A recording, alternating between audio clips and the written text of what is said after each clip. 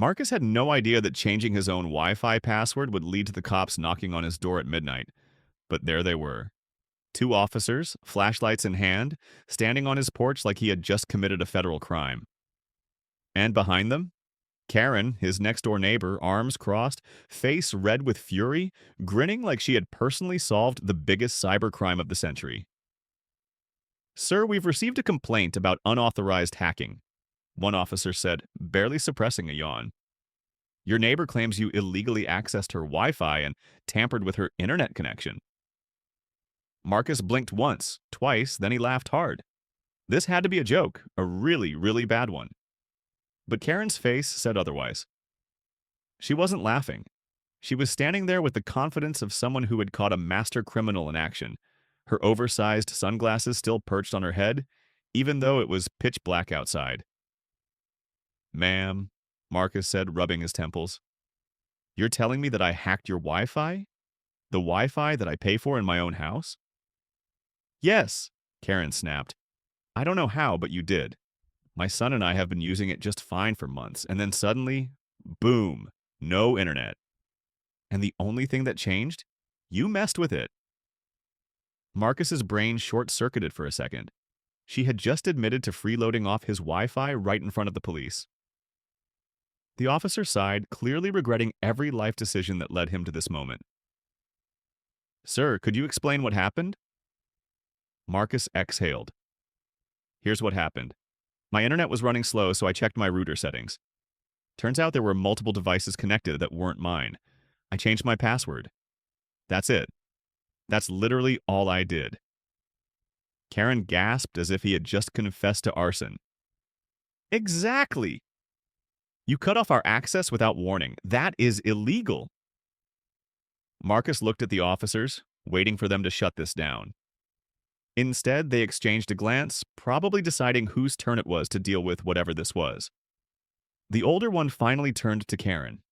"Ma'am, your neighbor has every right to change his password. It's his internet."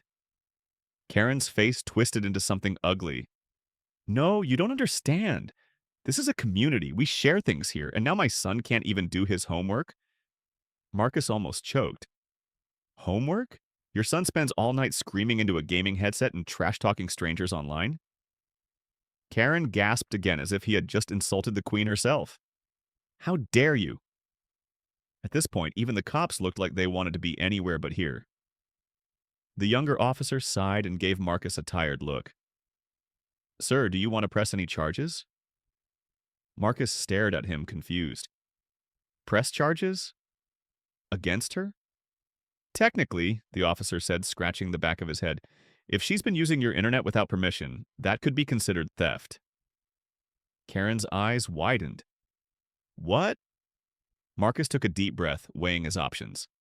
As tempting as it was, he had a better idea. "No, I don't want to press charges. I just want to sleep." The officers nodded, clearly relieved, and turned to Karen. "Ma'am, stop using your neighbor's Wi-Fi without permission. If you have an issue, call your service provider. Have a good night." Karen, still sputtering in rage, stormed off, but not before pointing a trembling finger at Marcus. "This isn't over." The moment she was gone, Marcus shut the door, muttering, "Oh, I know. Hit subscribe now if you've ever had to deal with entitled neighbors who think your property is community property. You won't believe how this escalates from a simple Wi-Fi password change to the FBI knocking on doors." The next morning, Marcus woke up to a new nightmare. It started with his mailbox, stuffed with angry handwritten notes from Karen, each one more dramatic than the last. One read, "Shame on you for destroying community spirit." Another said, "God sees what you did." But the real kicker? A fake petition titled, "Make Marcus Give Back the Wi-Fi," with Karen's name signed a dozen times in different handwriting. Then came the neighborhood rumors. At the coffee shop, two elderly women whispered behind their cups as he walked by. "That's him," one muttered. "The hacker?" At the grocery store, a dad yanked his kid away from Marcus like he was some kind of criminal. Even the mailman gave him a look of pity. Marcus couldn't believe it. Karen had actually convinced half the neighborhood that he was some evil tech wizard who had locked them out of the sacred Wi-Fi network. And then things got even stranger. That night, while double-checking his security settings, he noticed something weird. A device was still connected to his network, but it wasn't Karen's. Marcus frowned. That was impossible.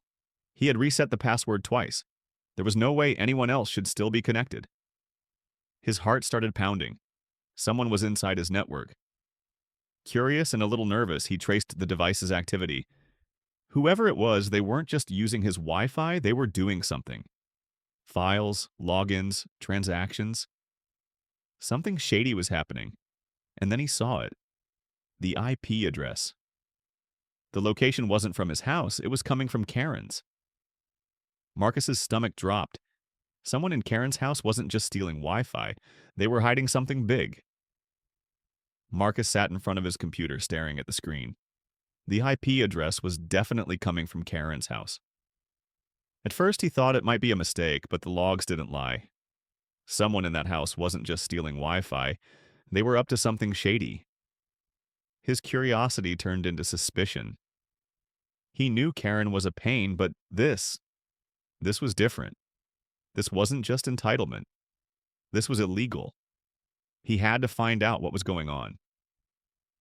He decided to set a trap. He reopened his Wi-Fi network but disguised it under a different name. Something generic like free public Wi-Fi. Then he enabled a tracking program that would allow him to monitor exactly what was being accessed. If someone from Karen's house connected, he would know immediately. It took less than 10 minutes before the mystery device popped up again. Whoever it was, they weren't just browsing the internet. They were accessing accounts, banking information, and even cryptocurrency wallets. Marcus's eyes widened. This wasn't just freeloading, this was hacking.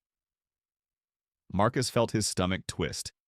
If someone in Karen's house was running illegal operations from his Wi-Fi, this could be serious. Could even get him in trouble if authorities traced it back.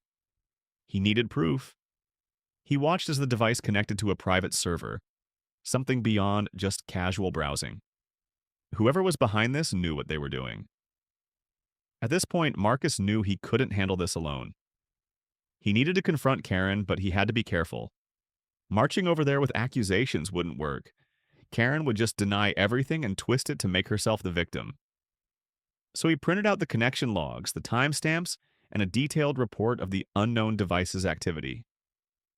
She wanted to scream at him again? Fine, but this time he had evidence. When he knocked on her door, Karen answered with a glare. "Oh, look who it is. Come to apologize."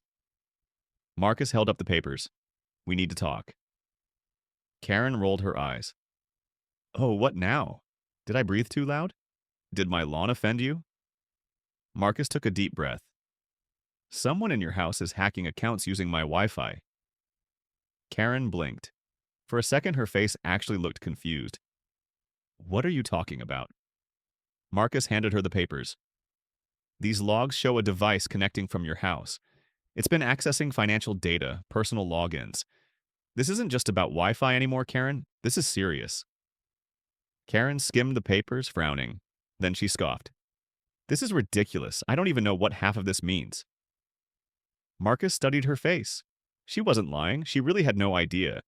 That meant someone else in her house was behind this. And then, as if the realization hit her at the same time, her expression changed.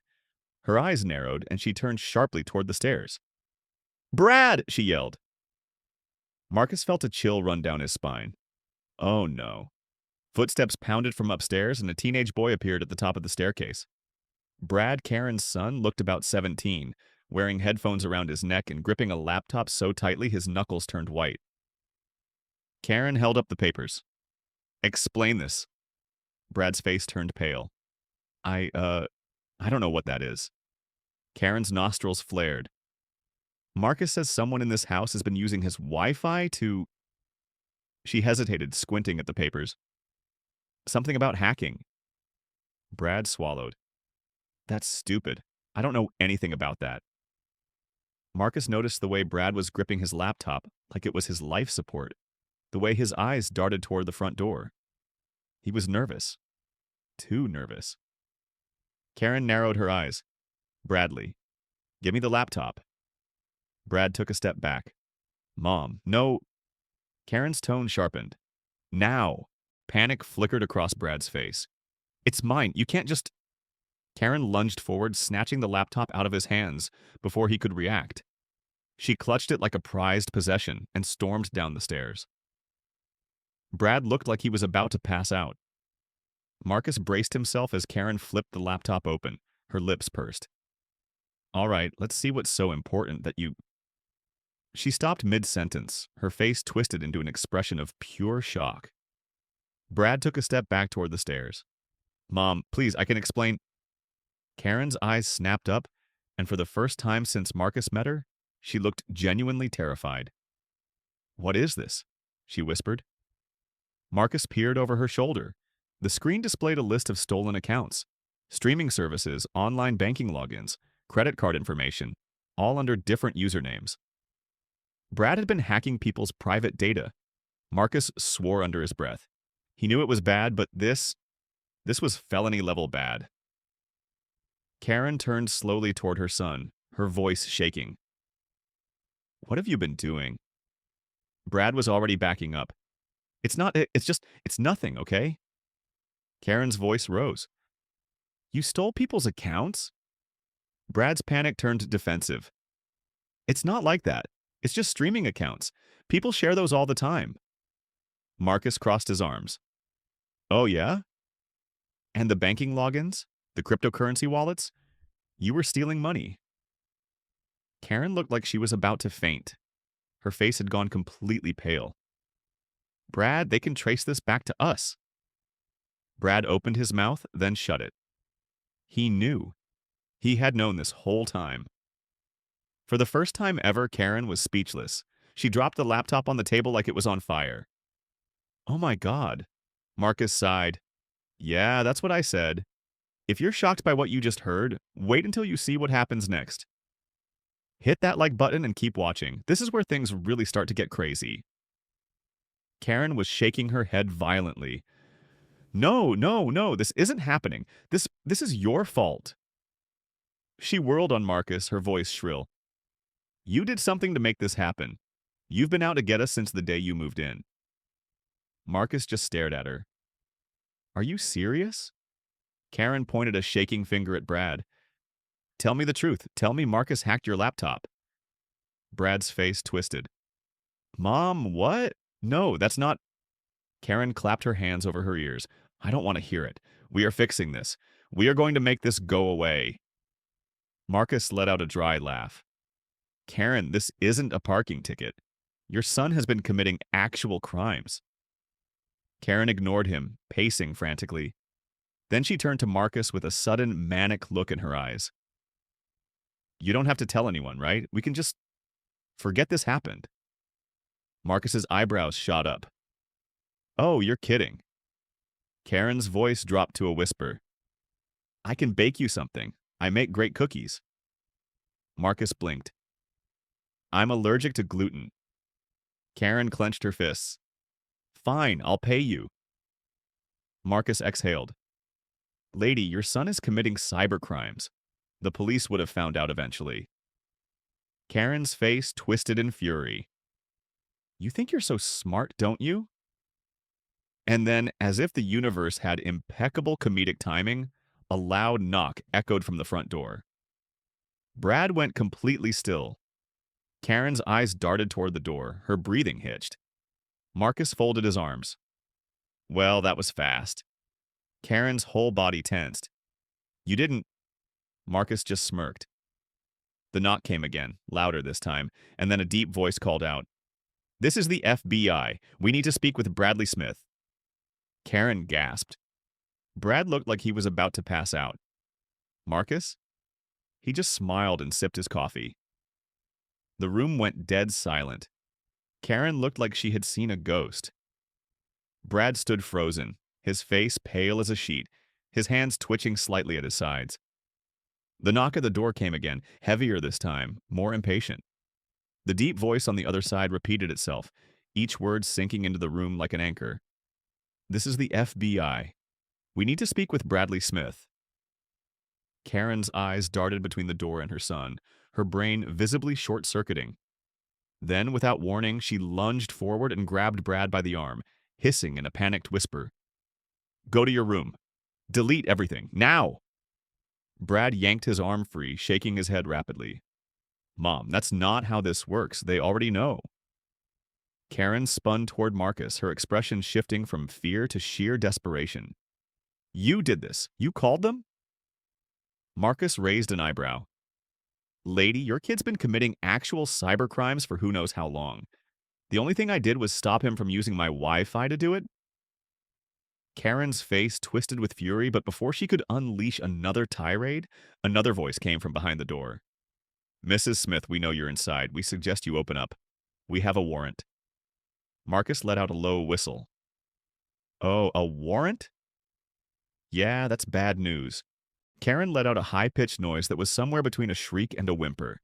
Her hands were shaking, her breathing shallow. Then, in a move that could only be described as completely deranged, she grabbed the laptop off the table and threw it toward Marcus. Take it! It's yours! She shouted. Marcus barely caught it before it hit the floor. He stared at her, dumbfounded. What? Karen waved her arms wildly. They can't find it here. It's yours now. You planted it. Marcus exhaled slowly, trying to process just how deep her delusions ran. Are you actually trying to frame me right now? Karen's eyes were wild. You had access to our Wi-Fi? That means you could have done it. You're the hacker. Marcus stared at her. Karen, you literally just screamed, delete everything 5 seconds ago. Brad groaned, running a hand over his face. Mom, stop, please. Karen grabbed her son's shoulders, shaking him slightly. You don't say another word. We deny everything. Last warning. Open the door or we're coming in. Karen let out a shaky breath, turned toward the door and took a single step before doing what everyone in the room least expected. She sprinted toward the back of the house. Marcus blinked. Brad's jaw dropped. Then, before anyone could process it, Karen jumped through the backyard window. Glass shattered everywhere. A loud thud followed, along with a groan. Marcus peeked outside and saw her lying on the grass, tangled in her own garden gnome display, moaning in pain. Oh my God, he muttered. She actually did it. Brad slapped a hand to his forehead. She's lost her mind. Before Marcus could say anything, the front door burst open. FBI agents swarmed inside, weapons drawn, their movements swift and precise. Within seconds, Brad had his hands in the air, looking like he was about to cry. One agent grabbed the laptop from Marcus's hands, while another moved toward the backyard window, staring in disbelief at Karen, who was still groaning in the grass. The agent said, we might need medics for that one. Karen groaned louder. I'm innocent. One of the agents rolled his eyes. Mrs. Smith, you just jumped out of a window. I panicked, she whined. Marcus stood against the wall, watching the whole thing unfold like a live-action crime show. Brad was being restrained, the FBI was scanning through his laptop, and Karen was still moaning in her garden gnome pile. One of the agents finally turned to Marcus. You're the one who reported the unauthorized network activity? Marcus nodded. Yeah, didn't expect it to escalate this fast, though. If you think this is wild, wait until you hear what the FBI reveals next. The truth behind Brad's hacking scheme is about to blow your mind. Hit that subscribe button. Now, if you want more stories about entitled neighbors getting what they deserve. The agent flipped through a small notebook, glancing at the data they had already collected. Well, you weren't the only one. We've been tracking multiple fraud cases tied to Brad's activity. The guy's been hacking accounts across multiple states. Marcus's eyebrows shot up. Wait, multiple states? Brad let out a miserable groan. Oh, come on. Karen, still lying in the dirt, suddenly shouted, He's just a kid. You can't arrest a child. The agent closest to her sighed. He's 18, ma'am, legally an adult. Karen let out a noise that was somewhere between a sob and a screech. But he didn't mean to. Brad let out an exhausted sigh. Mom, stop talking. The agents ignored her and turned back to Marcus. We appreciate your cooperation. This could have gotten worse if it had gone unchecked. Marcus shrugged. I just wanted to change my Wi-Fi password. One of the agents chuckled. Well, you might have saved a lot of people from getting their identities stolen. Meanwhile, Karen was still thrashing in the dirt, pointing dramatically at Marcus. He's the real hacker. He framed my baby. One of the agents exchanged a look with his partner, then turned toward her with an exasperated sigh. Ma'am, we already have months' worth of evidence linked to your son's accounts. We've been investigating this for weeks. Karen's mouth opened, then closed, then opened again. Finally, she just slumped back in the grass. This is so unfair. Brad let out a long, deep sigh. Can I just go to jail now? The FBI agents finished their work, secured Brad's laptop, and led him toward the door. Karen, now finally understanding that this was actually happening, scrambled to her feet and ran after them. Wait! Wait! I'll get a lawyer. The front door slammed shut behind them. Silence. Marcus let out a breath and looked around the now empty house. Glass shards from the window sparkled on the floor. Karen's pile of complaint letters was still on the counter. And for the first time in weeks, the house next door was actually quiet. He exhaled slowly, then walked back to his house, locking the door behind him. For the first time since he had moved in, Marcus sat on his couch, opened his laptop, and connected to his own Wi-Fi without worrying about anyone stealing it. The next morning, the neighborhood was buzzing with the news. Karen's house was empty. Brad was facing multiple felony charges, and Karen? She had been spotted loading a moving truck with the same furious expression she had worn every time she yelled at Marcus. By noon, she was gone. As Marcus watered his plants in the front yard, one of his other neighbors, an elderly man named George, walked by and gave him a knowing nod. So, George said, I heard Karen had to move out. Marcus smirked. Yep. George chuckled. Guess that means you won. Marcus took a deep breath, enjoying the crisp, peaceful air of a Karen-free neighborhood. Oh, he said, I definitely won. Thanks for watching this incredible story about the Wi-Fi hacker next door. If you enjoyed this video, hit that subscribe button for more stories about entitled neighbors and HOA nightmares. And remember, always protect your Wi-Fi password. You never know who might be using it for more than just free internet.